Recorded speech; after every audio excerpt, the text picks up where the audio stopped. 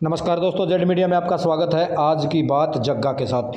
गांव आहुलाना का एक किसान का बेटा बना एडीजे, जो कि गांव वालों में बहुत खुशी की लहर है और बाहर वालों ने भी उसका मान सम्मान बड़े जोरों से किया। देख सकते हैं तस्वीरें सामने।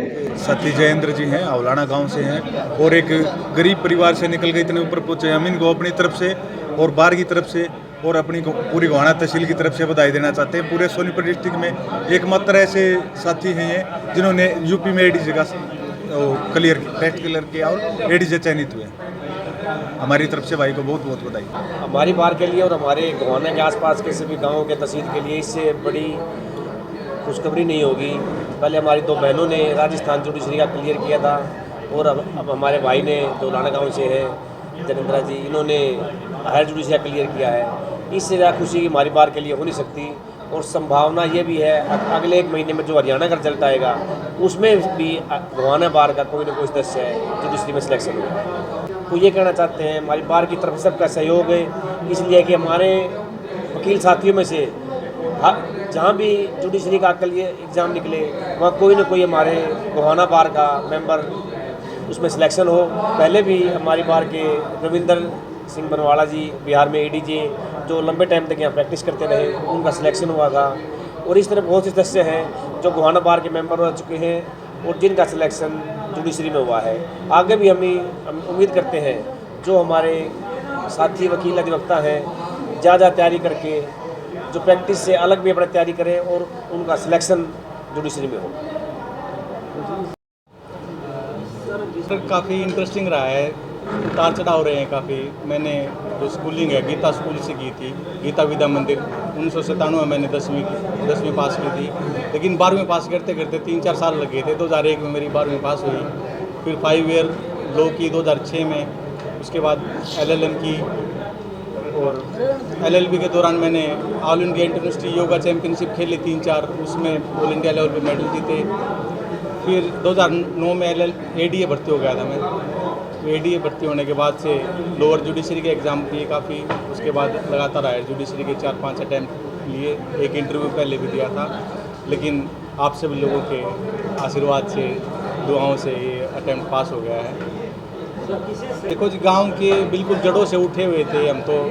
मतलब जब स्कूल में 12वीं पास की तब तक पता नहीं था कि भाई जज बनना है या वकील बनना है। LLB में एडमिशन बाई चांस हो गया था, वो भी कुछ सोच के नहीं गए थे कि वकील ही बनना है, मैं जज बनना है।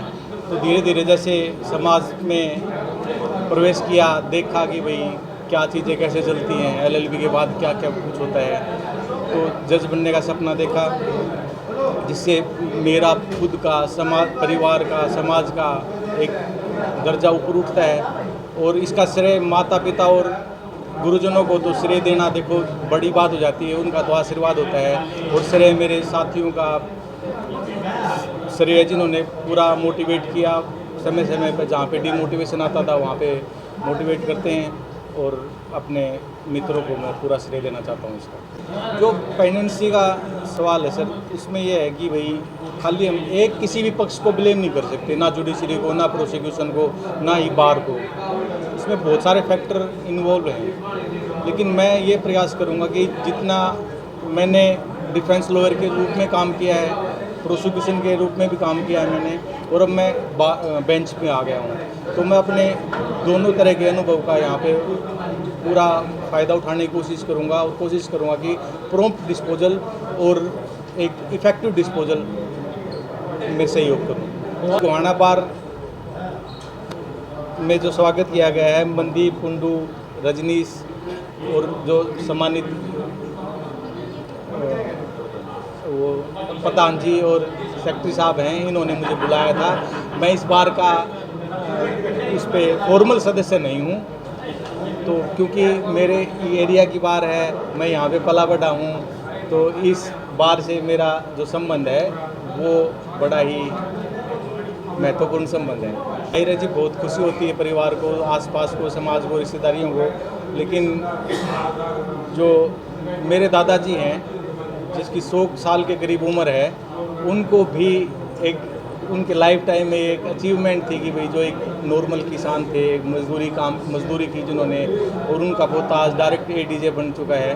तो उनको भी बहुत खुशी महसूस हुई और 4-5 रसगुल्ले भी खा गए थे इस खुशी में। तो मैं युवाओं को ये संदेश देना चाहता हूँ कि वो ना डिस्ट्रैक्शन से दूर रहें। मैंने आज तक कोई कोचिंग नहीं ली और मैं ये नहीं कहता कि कोचिंग लेनी कोई बुरी चीज़ है। जब तक हम फोकस नहीं रहेंगे ना तब तक बहुत मुश्किल हो जाती है। हम क्या करते हैं कि हम फार्म भर देते हैं किसी भी पेपर का, लेकिन जो प्रिपरेशन की कंसिस्टेंसी है, परसिस्टेंसी है, वो नहीं ला पाते। आप कोचिंग लें ये या ना लें वो आपके पर्सनल मैटर है, लेकिन आप बेरक्स को पढ़ना समझें, आप सीनियर्स की मदद लें। आजकल की पीढ़ी में क्या प्रॉब्लम है, वो सीनियर से दूर भागते हैं।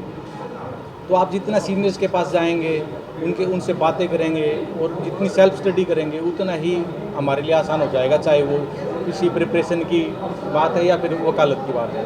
सर आपको कहाँ पोस्टिंग मिली है? और अभी पोस्टिंग के लिए टाइम इंतज़ार है, शायद 2 महीने के करीब समय लग जाएगा। कैडर में? जी, यूपी का।